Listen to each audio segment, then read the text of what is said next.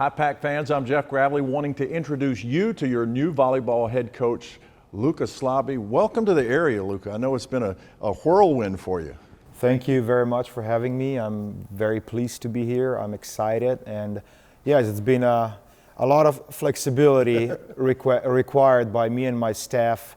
Me working 2 jobs right now with USA Women's National Team, preparing for the Olympics, and trying to get going here with the Wolfpack. How do you juggle being NC State's head coach and the assistant coach for the USA National Team and going to the Olympics? Yeah, it's not even a juggling. I sign up for it, so it is what it is. Good, great, and we're going to handle and figure out things on the way. I was very fortunate that USA Volleyball and Karch and my staff, our staff, gave me kind of not a permission, but just like, Luka, you got to go there. These are chunks of time that we can kind of afford not having you here. Mm-hmm. Make sure you do the best you can for NC State. So you set yourself up, your staff and your team and your department for a success. So there's chunks of times I'm going to be here, but yes, I'm going to spend most of my time with USA Volleyball, and it's organization, it's scheduling. Good communication takes care of a lot of things, and that's what we've been doing successfully for now, making sure that we communicate well with my staff here in the department, and as well with the USA Volleyball and staff in Anaheim. So yes, it's busy, but it's great. Let's talk about your experience with USA Volleyball, getting an opportunity to work with Karch Kirai. How valuable is that for you as a coach? Oh, it's all these opportunities and all these repetitions that we get with all these different coaches is just, we're learners. So we're just trying to learn every day from each other. We share. I learn a lot just from Karch, the way he thinks and processes and sees volleyball, which is on a different level than most of us. As a player, he is one of the best, or he was voted as the best player of the century. So you want to listen and learn with Karch and pay attention to what's going on, because there's a lot of details that he throws in, and you better pick up on those. Before I ever met you, before I even saw you in practice, the one word I heard from multiple people that described you, intense. Would that be a proper adjective? Yeah, I'm very passionate. Okay, intense can be, you can have a good intense, sure. You can have like a little bit of abrasive intense, but I'm very passionate about my work. I can be loud, I can be emotional, but I'm trying to be very consistent at what I'm doing. I think that's something that makes you good or not such a good coach if you're leveled. As a coach, how would you describe yourself in practice? Are you different in a game? Yes. Game itself, it's already stressful enough for all of us, for everybody involved.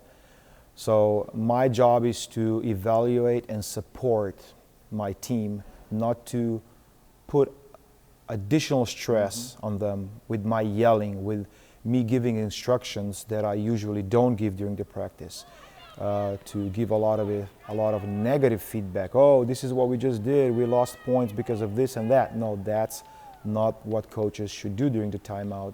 You got to help your players to find solutions for what's going on the court.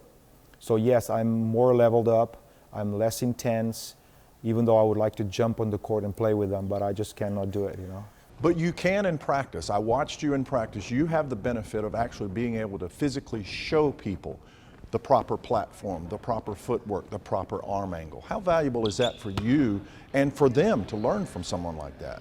When we're talking about skill acquisition, so when we're teaching skill, where learners are trying to learn new skill, one big part of this is mental representations. Mm-hmm. So that means the demonstration that we give to our kids and how they see that and how they memorize that, how their brain records that, that's number one thing. Mm-hmm. Are they getting correct demonstration of the skill so they can repeat that often with feedback that we provide? Now they create proper mental representations, which is basically habits that instill in your brain, and that's how your body then responds because you're trained well. So yes, having Luke, myself, and Meg, all former volleyball players, it helps that we can really demonstrate things on a pretty high level. You're from Slovenia. Correct. How many sports did you play growing up, and how did you get into volleyball? I tried everything, just like every kid, starting soccer, so football back home, spent a year playing baseball. Basketball, track and field was big in my, I would say, elementary sport career. But then around 7th grade, I got hooked with volleyball. It was our elementary school was a volleyball school, so you want to be on that team. And the reason for that was that our physics and math coach was also a volleyball coach, and he was professional volleyball player as well. So he was really good at what good coach has to do to recruit kids, and we were very successful. So I'm like, I want to be on that team. I'm going to go try for that team. I got on that team, and that was it. That's a love of my life in terms of sports, volleyball, and here I am. What drew you to NC State? Oh, there's so many things, but number one thing was when I talked to our AD and the support staff, that the philosophy. Okay, it's not only about volleyball. Yes, it's about sports a lot, but we're trying to develop people as a whole. We're not in a hurry to win. We're in a hurry to develop and make better people. And we are team up here. Like our university, our athletic department, we're about being a team. Are you going to be a lone ranger, or are you going to be team player? Because we need team players within our administration to bring this department to a higher unknown levels. So that was something that really appealed to me, on top of other things, that being part of the team family and everybody kind of cruises around and make sure that we support each other. And because I've been in environments where it's a cutthroat situation where really nobody cares about each other, and that's not the fun environment to be part of. With all the success you've had as a player, as a coach, as a professional coach, as an international coach, what's your vision for this program at NC State? So we gotta have a culture of being learners. So continuous progress in learning. We gotta learn, understand that failing is great. That failing, we shouldn't be afraid of failure. That failure is a must for us to move on. And we're gonna fail a lot. And our response to that is gonna be good. That's good.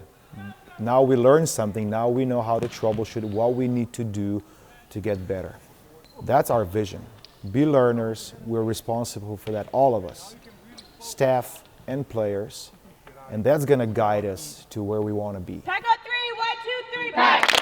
Whatever that is. I think the sky's the limit, but continuous learners create the best opportunities for these girls to respond in the gym, academically, and send them out to the world with a lot of opportunities. That's all I need. Welcome. Thank you very much. Good to have Thanks you. for having me. Thank you. Go Pack. He's learned. Oh yeah. Yes, he learned.